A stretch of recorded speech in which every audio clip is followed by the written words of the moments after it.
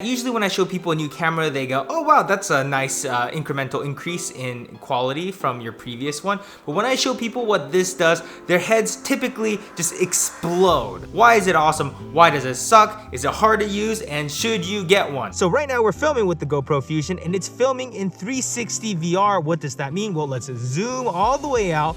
And this may just look like a super wide angle lens, but it's actually a full 360, which means as I go around the camera like this, I just wrap around the screen and I'm right back here where I started. If I jump straight over the camera, it's just like, I'm just right over here. And that was just like straight over. And yeah, does that make sense? So since this camera is recording a full 360, basically everything around it, later on you can go back and pick out a traditional camera angle. It is seriously so awesome to be able to just hit that record button, let it sit there, and not have to worry about your frame because you're doing all that later.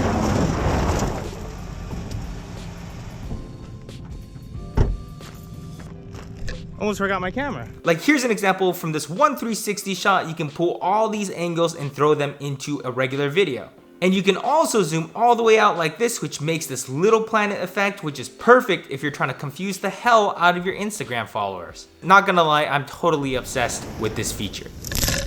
The other option is 360 or VR video. If you were to take the clip and put it up on YouTube or Facebook, it'll recognize it. If you watch a 360 video on your computer, you can click and drag around. If you're using VR goggles or your phone, you can do this whole thing to look around. I posted a 360 video last week and some of you guys loved it. Some of you guys thought it was a pain in the ass. I personally think that it's pretty cool once in a while, but I don't necessarily think it's a good option for daily consumption. I'd rather just kind of sit here and not have to do any work and eat a bag of Cheetos while. The mindset of filming 360 is weird too. Like if this were a 360 video, I wouldn't be sure if you're looking at the ceiling or at my feet or like the white wall behind you. Like there is this pretty cool new feature on YouTube called heat maps, which generally tell you what your viewers are looking at. So that was pretty interesting. Cost wise, the GoPro Fusion is on the GoPro website right now for $6.99, and it comes with basically everything you need to get going except for 2 micro SD cards. I put an Amazon link in the description to the cards I recommend. I don't suggest buying it off the GoPro website because they're a little bit overpriced for pretty much the same thing. And don't forget that you need 2 micro SD cards to get this thing operational. I think the $6.99 price point for the GoPro Fusion is pretty fair. There are VR cameras for under $100, so this is relatively expensive in that respect. But if you compare this to GoPro's previous 360 rig or professional rigs, this $6.99 is a steal. And this is the first one that really appealed to me because in my opinion, this is good enough to be used in a professional environment, but at the same time, it's easy enough to use for my own personal things. So I've been pretty happy with the image quality coming out of this thing. GoPro does a pretty good job getting a good image out of a small sensor and body like this. It can record 5.2K at 30 frames per second or 4K at 60. Oh wait, just kidding, 3K at 60 frames per second. When it comes to low light capabilities, it's nothing groundbreaking, but it's definitely not bad when you consider the sensor size. I would say it's pretty comparable to like a GoPro Hero 6, where if there's some lights on, you can see pretty well, and even when it's pretty dark, it's not gonna look pretty, but you can still see what's going on. Now, one of the things that really set this camera apart from the other 360 cameras is the image stabilization. Like, check this out. I can literally take this camera and twirl it in the air like this. Watch, I'm gonna drop it. Haha, good thing I'm a circus master. And the fact that it can stabilize something like that basically means that you're gonna have no issues in normal everyday use. Like if I take any other camera and throw it in the air like that, it looks like that, like just so the biggest issue we used to have in the past was the stitching, which is basically when you go from one lens to the other lens. Since these two lenses are slightly spaced apart, you get this thing called parallax when something goes from one to the other, and it kind of looks like this. Now to avoid that, the rule of thumb in the past was to never cross a stitch line within 3 to 5 feet of the camera, and that was not necessarily a super easy thing to do considering how many stitch lines some of these rigs had. So I was really curious at how close you can cross the stitch line with this camera before you start to see a parallax. So I'm at 3 feet right now. I'm about to cross the stitch line. There you go. I'm on the other side now. All right, now we're at 2 feet. Here we go. Oh my God, I almost tripped. Face is 1 foot away from this lens now. Let's go. And there you go. I crossed over. 3 inches away. Literally, like I'm about to touch this camera. 3 inches away. If this looks decent, I'm gonna be insanely impressed, but this is like way too close. Like there's no way. Like this lens cannot see my finger right now because there's just like, that's impossible. It's hidden behind the camera. It is also waterproof up to 5 meters or 16 feet. So it's not ready for a scuba dive, but you can take it to the bottom of your pool. Now, the refraction from the water, I'm sure causes some distortion in the lenses, and that's gonna cause some stitch line issues, but I haven't really tested that out yet. It's winter, it's pretty cold. I don't really feel like testing this right now.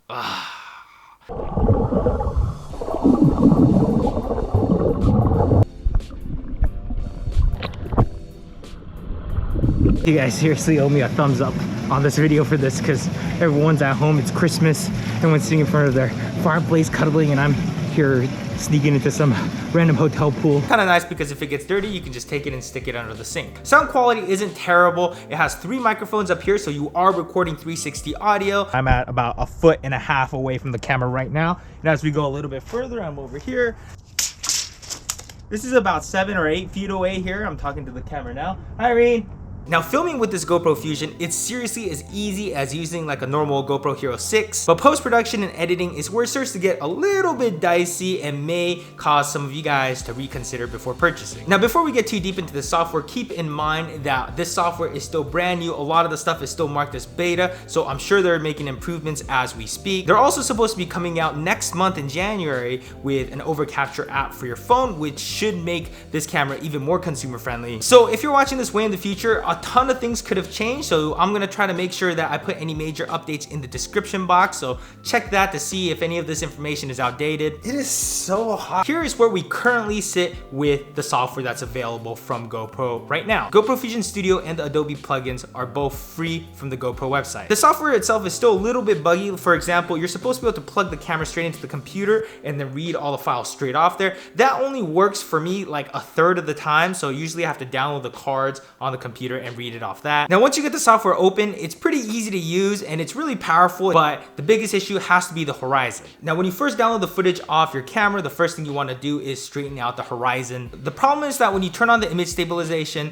your horizon shifts after like 10 to 20 seconds. So as you can see, if I fix it here, it's crooked here, and if I fix it here, it's totally messed up back here. So it's a bit of an issue. Again, let me point out that they marked this feature as beta, so I bet they're aware of the situation. They're working on improving it, but as of right now, if you're trying to render out a clip more than 10 to 20 seconds, you need additional software like Adobe Premiere to straighten it out and use keyframes to kind of balance things out over time. GoPro, if you're watching, please give us keyframes in Fusion Studio, or at least a way to keep the horizon straight and avoiding this drift. And also another thing that would be really helpful is if there was some sort of guideline for us to even out that horizon, because it's kind of hard to do with the eye. I've been just drawing a little transparent line in Premiere to just help me balance things out. So yeah, maybe a little reference line would be kind of cool. And GoPro, while I have you here, if you guys could just send me some free shit, that'd be great.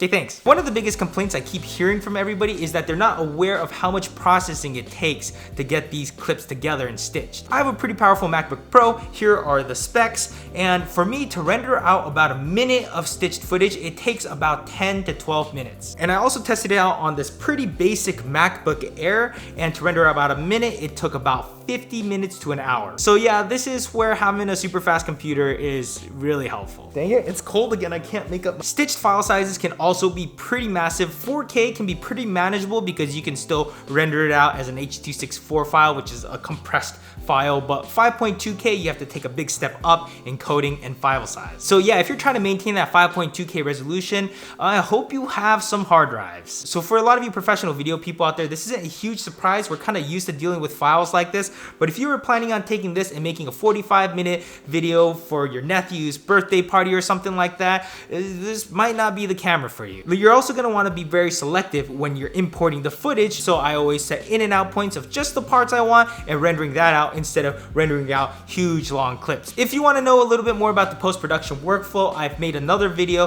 that kind of explains it a little bit more in depth. And also if you wanna see what a 360 video is like on YouTube, I'm also linking to that. But overall, I think GoPro did a really good job with this camera. It's a huge leap forward in this technology. It's very easy to use, but you need a little bit of knowledge to get this thing going and uploaded. Me personally, I already had a decent computer and had Adobe Premiere, which I was able to use the plugins with, which gives you a lot more flexibility. So to me, I've been having a blast with this camera. It's been relatively easy to use, and it seriously opens up a whole new world of possibilities. So that's why I think this is the most interesting camera to come out this year. I'm just trying to get this video over 10 minutes. So here's a couple seconds of my Lamborghini test drive. Is it recording like the front? Yeah, it's recording everything. Oh. Oh my god. What are all these switches? It looks like an airplane. I have no idea.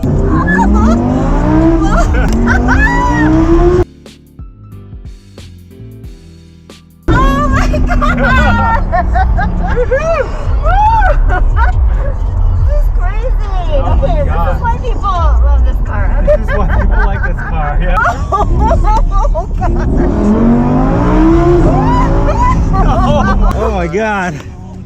That was the most exhilarating thing